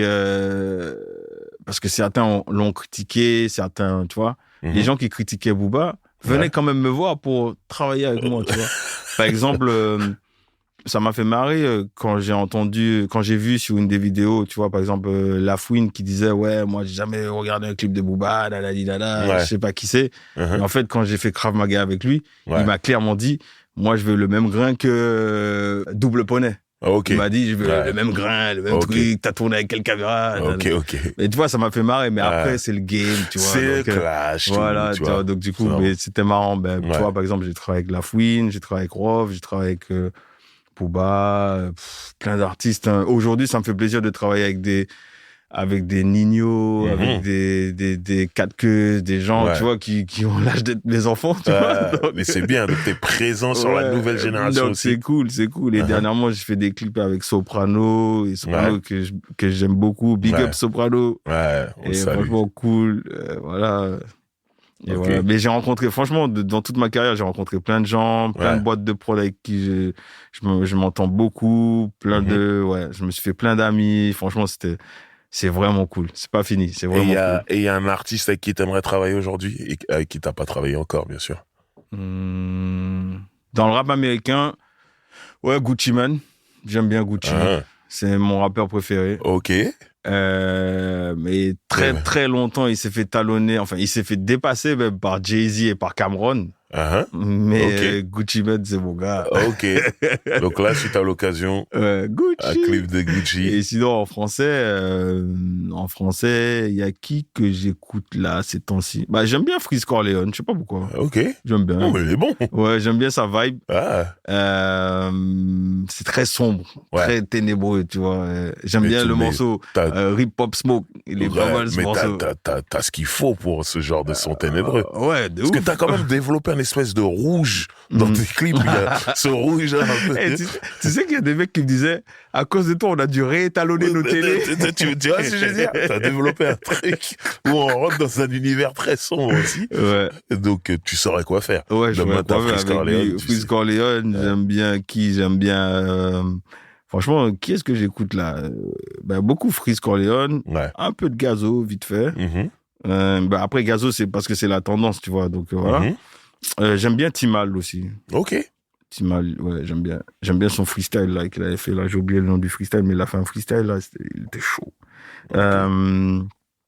Après, j'aime bien PNL, parce que c'est planant, et puis leur clip, tu peux pas passer à côté. C'est clair. Et puis, j'ai travaillé avec lui, j'aime bien Jul.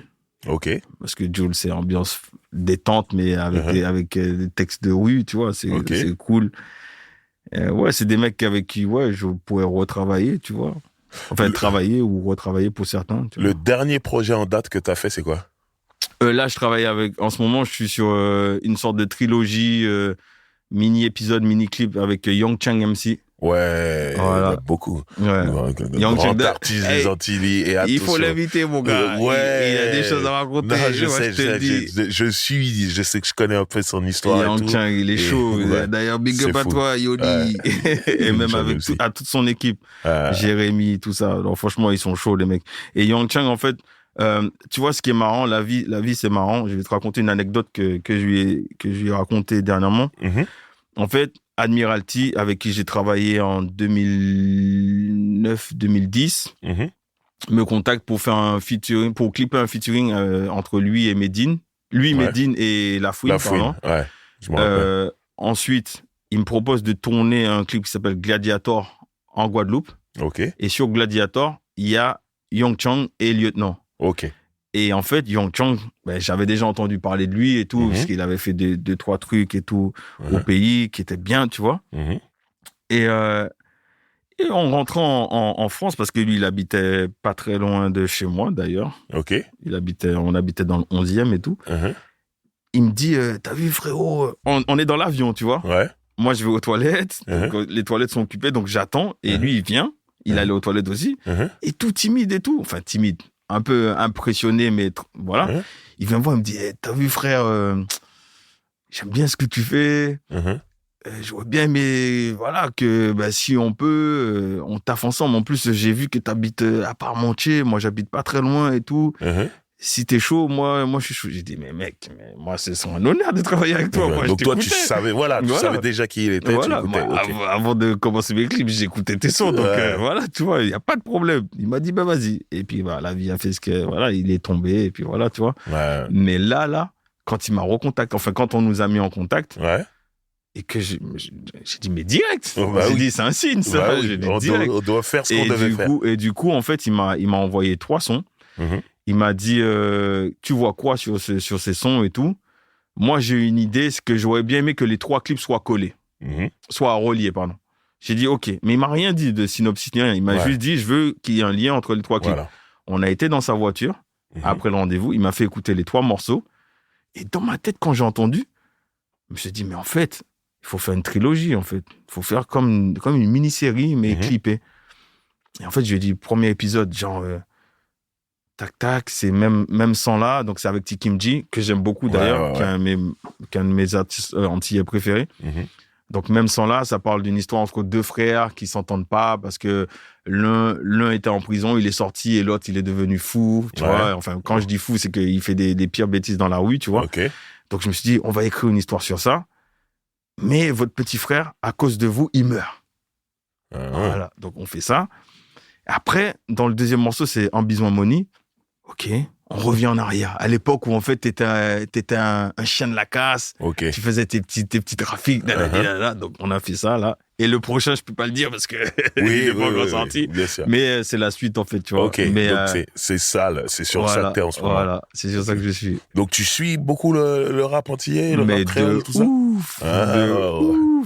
À l'époque, c'était Fokli, Ridla, tout ça. Fokli, Clan, tout ça, moi, c'est... Après, moi, j'ai été marqué par Blade. Avec Yankee Business. C'est un des premiers sons, clips, trap martiniquais. Yankee Business, tu vois, c'est des trucs qui me parlent. Après, toute la nouvelle génération, là, les J.K. Vla, les Lyrics, les Margie, Titoff un peu? Les Titoff, Titoff de ouf. Mais tu sais quoi? Tu sais ce qui est marrant, c'est que Titoff, c'est un pote à moi qui m'a fait découvrir Titoff. Et en fait, j'avais posté un freestyle de lui à l'époque, freestyle Time Out. Et j'avais aussi posté freestyle où il disait classico, je sais plus quoi là, Muy Caliente. Voilà, son freestyle Muy Caliente. Et en fait, c'est un mec qui m'a toujours parlé. Je sais pas pourquoi sa voix, elle me parle en fait. Tu vois, j'aime bien sa voix, son attitude. Tu sais, il est un peu nonchalant, tout ça. Et voilà, Titoff, c'est un gars que j'écoute. Toujours dans le bloc. Incroyable. Exactement. J'écoute Josie, j'écoute Kima, j'écoute... Kima est très, très chaud. Kima, il est chaud. Il est chaud de ouf. J'écoute plein de gars, là. En Guadeloupe, j'écoute Don Snoop. Don Snoop, j'aime beaucoup. L'agent freestyle. Il est chaud de ouf. Non, franchement... Tu suis. Je suis. Franchement, la scène antillaise, je la suis de très, très, très, très près. Parce que... c'est des trucs qui me parlent et puis c'est des artistes avec qui j'ai envie de travailler mais qui n'ont peut-être pas la facilité de me demander ou qui pensent que je suis peut-être trop cher pour eux ou truc. Tu t'adaptes. Je m'adapte. Au niveau des prix, tout ça. T-Camp, on est parti tourner en Guyane. On a fait un de mes meilleurs clips qui s'appelle La Légende. On a tourné en Guyane. C'est un clip très, très mystique. Très nature et tout. Là, je lui ai fait 3 clips là. Il y en a 2 qui sont sortis. Il y en a un autre qui sort aujourd'hui là tout à l'heure. Et voilà, Young Chang, il y en a un autre qui sort, tu vois. À l'époque, je devais clipper Titoff, mais on s'est pas entendu sur les tarifs et tout. Mais tranquille. Moi, je suis content que lui, ça marche pour lui. C'est cool. Et avec son producteur, manager Axe, là, ils sont chauds de ouf. D'ailleurs, big up Axe. Axe, c'est un bon gars. C'est cool. Voilà, Très bien. On approche tout doucement de la fin de cet entretien, mais ici, on laisse jamais partir les gens sans cadeau.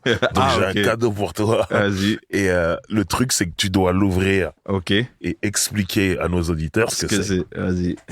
Donc, voilà. Ah ouais, c'est bien enveloppé en plus. Il y a quelqu'un qui s'occupe de ça ici. On dirait une cassette vidéo. Ah, c'est possible. Attends, je peux te déchirer, hein? Oui, oui. Ok. En plus, tu me mets à l'ancienne, je regardais. Oh! Wow! et ça, tu sais quoi, je l'avais en plus, mais je l'ai perdu. C'est mon trophée. Magnifique. Ils m'ont offert la cassette vidéo du film Belly. Voilà. Oh là là, fait par le réalisateur qui m'a donné envie de faire des clips à l'époque. Monsieur Hype Williams. D'ailleurs, les gens me comparent beaucoup à lui, mais voilà. Mais Hype Williams, oh là là, Benny, comment ça fait plaisir. Je vais m'acheter un magnétoscope, je crois. Voilà, cassette collector NTSC avec le boîtier comme ça, au fourreau. Mais tu sais quoi, je crois que je vais la faire envelopper. Hein. Je vais la faire cellophaner. Voilà, hein, c'est un objet collector. Mais c'est la même cassette, j'avais la même. Je l'ai perdue. Merci beaucoup. De rien, oh là là, c'est violent de ouf, Belly. J'espère qu'un jour je ferai un film comme ça. C'est ce que j'allais te dire. Mais mieux écrit. Ouais, voilà. Justement, voilà, j'allais dire que voilà, ça c'est le premier film de Hype Williams. À ce moment-là, il est au top du clip aux États-Unis, hip-hop. Il a même instauré les barres blanches. Ouais, exactement. Tu vois, et on se dit, voilà, il va faire un film, tout le monde s'attend à un truc, une tuerie et tout. Ouais. Alors, là où je te rejoins, je trouve que c'est pas super bien écrit. Mais par contre, qu'est-ce que c'est beau. C'est beau de ouf. Le film est trop beau, il est bien filmé. C'est pour ça que j'ai aimé Belly, c'est parce qu'en fait, c'est un clip. C'est un grand clip. C'est un grand clip. Voilà. Tu vois, quand DMX, il arrive dans la boîte, tout ça, tout fond bleu, un filtre bleu, la lumière bleue, c'est incroyable. C'est un grand clip, mais c'est l'écriture, en fait. Ouais. Mais, donc, toi, en tant que réalisateur de clips comme Hype Williams, tu devrais faire du film, du cinéma? C'est quelque chose qu'on m'a déjà entendu dire. C'est quelque chose que je me suis dit que peut-être que je ne communiquerai pas dessus, mais j'ai envie. Ok. Ouais. Mais je préfère dire que ça arrivera quand ça devrait arriver. Bien sûr. Mais en tout cas, là, je commence avec Young Chang, on fait des petits courts-métrages. J'en ai déjà fait avec Booba aussi, tu vois, dans les clips. J'ai fait de la fiction l'année dernière avec la SNCF pour interpeller sur les jeunes qui vont sur les voies ferrées, tout ça, ou qui vandalisent les entrepôts, tout ça. Ouais. Donc, du coup, on verra la suite. Hein. Ça peut être une suite logique. Ça peut être cool. Mais je vois que tout le monde est sur ce délire-là, un peu plateforme et tout. Mais ce qui me dérange, en fait, c'est que j'ai l'impression que aujourd'hui, les gens se disent, ouais, vas-y, je vais être sur une plateforme parce que c'est cool, c'est hype, ils nous laissent dire ce qu'on veut dire ou montrer ce qu'on veut montrer. Ouais. Mais moi, ce que j'aime pas dans ce délire, c'est que les plateformes, ça nous catalogue. C'est-à-dire que les plateformes, elles disent, ouais, on veut de l'urbain parce que c'est ce qui est à la mode, nanana. Et moi, si je fais un film, je veux qu'il soit au cinéma, dans les salles, mon gars. Je veux que mon papa, même s'il a 80 ans, il vienne avec moi. Je dis, tiens, papa, j'ai fait ça et tout. Et voilà, tu vois, c'est ça. Mais c'est ce que j'ai kiffé avec Les Misérables. Ouais. Misérables, c'est cinéma. C'est cinéma, tu vois. Ouais. Il a réussi son coup, il a fait son film au cinéma. C'est ça. Il a eu son César, il a été aux Oscars. C'est beau. Voilà. C'est ce que j'aurais aimé. Non, écoute, je te le souhaite fort. Mais ça, là, ce cadeau-là, les gars, franchement, je vais le... non, lourd, tu vas me le signer, je crois. Il n'y a pas de problème. Driver, il va me mettre un petit autographe, là. C'est un truc de ouf. Mais là, on dirait pas Sticky Fingers. Si. À chaque fois, je me suis toujours dit, on dirait Sticky. Même moi. Mais c'est pas lui. C'est qui, ça? Je sais pas du tout. C'est pas DMX, ça. Non. Ouais. Non. Je me suis toujours demandé ça.